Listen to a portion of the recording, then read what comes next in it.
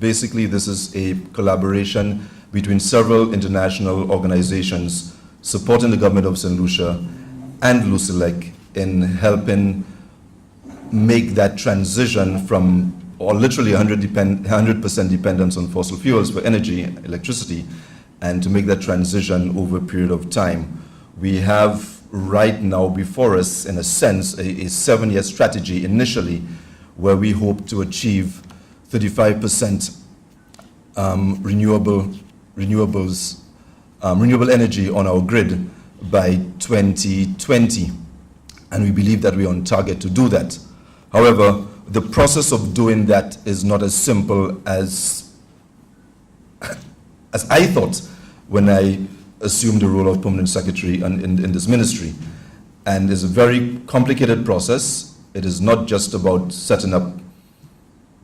putting solar PV on roofs or doing a geothermal plant or setting up wind turbines. It's not as simple as that. It's a lot more complicated than that. And there are implications for the viability and reliability of the electricity that we enjoy currently today. And therefore, that transition has to be done properly.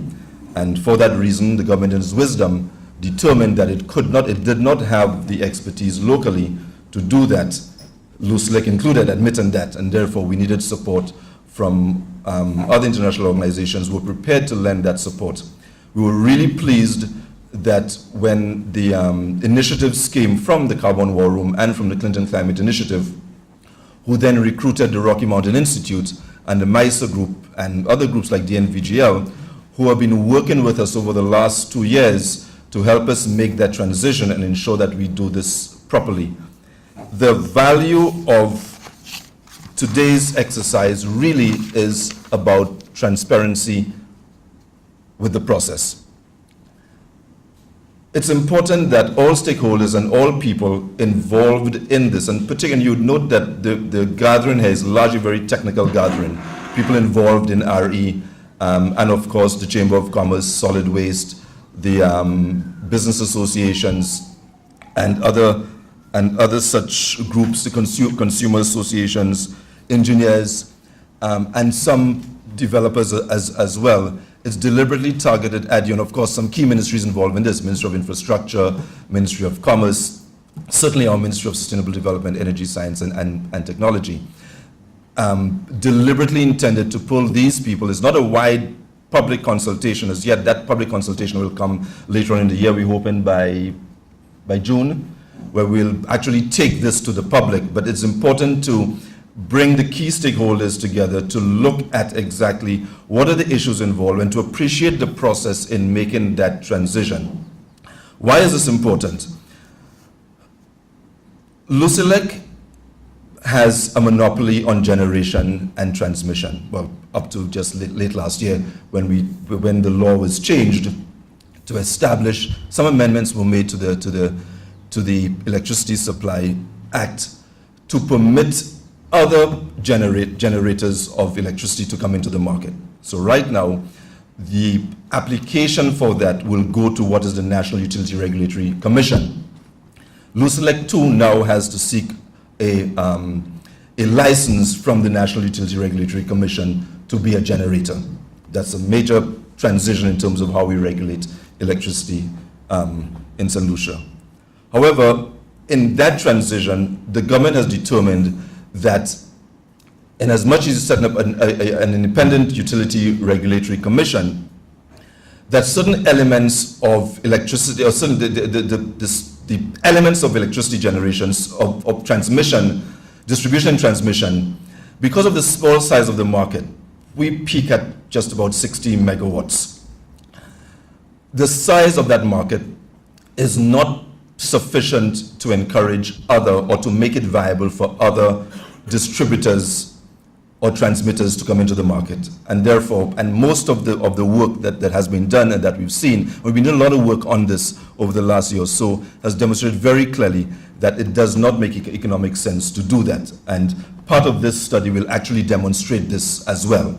So we're saying this based on initial studies, but part of this work will demonstrate this as well. So we want to look at basically the least cost model that will allow us to make that transition at the least cost to consumers and the least cost to the country in making that transition. But back to Lucelec.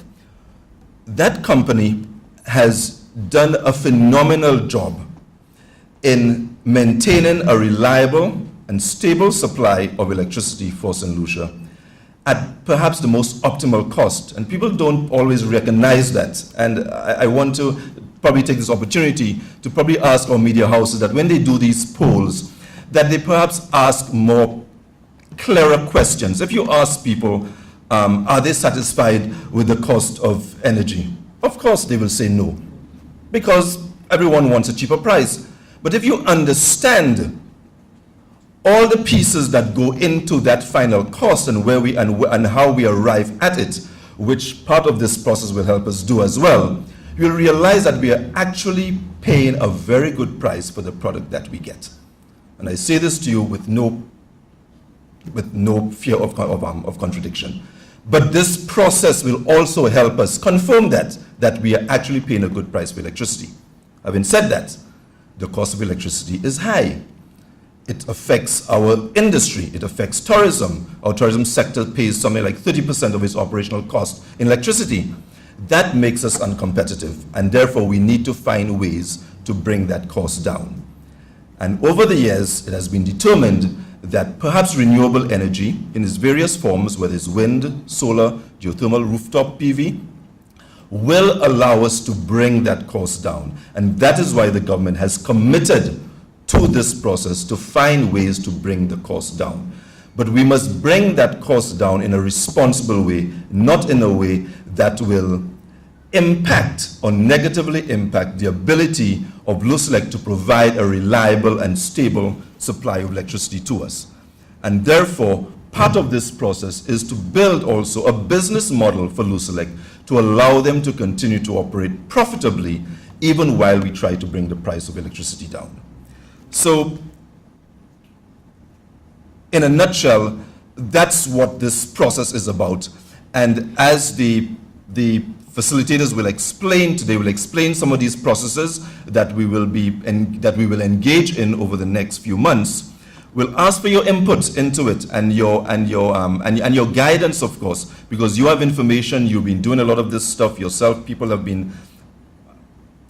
RE is not a new thing. It's been around. It's been around for a while, but utility scale RE is quite new to Saint Lucia. We've not done it. Many places have not been done successfully. Many countries that have gone ahead and given a free license for the introduction of intermittent power onto the grid have found themselves in serious problems where they suddenly realize, oh my God, we're up to the limit. We can't allow more intermittent on the grid. There are problems with it, and we see that happening. In fact, in St. Croix, which is actually reaches peak now and is actually looking back now and saying, look, we need to put a cap on this. Barbados is looking at the same thing as well. So you have these countries that have run ahead with this and found themselves in a bit of problems now because they did not do what we are doing, which is plan this process, plan this transition properly to ensure that we do it right and we do it successfully and we don't disrupt the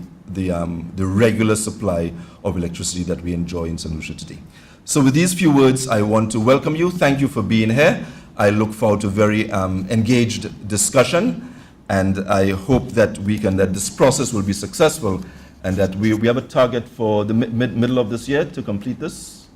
I really hope that we can do this because we have players on the margins. I mean, Roger was on TV last night talking about what Lucelec is doing with solar PV and with wind. They're collaborating to do that. They just launched an RFP for 3 megawatts of solar PV. They're engaged with a developer looking at 12 megawatts of wind. We need to engage those, and we're a little behind on that because these projects are moving ahead, and we need to catch up in terms of the information of the model to allow these renewable energy sources to come onto the grid.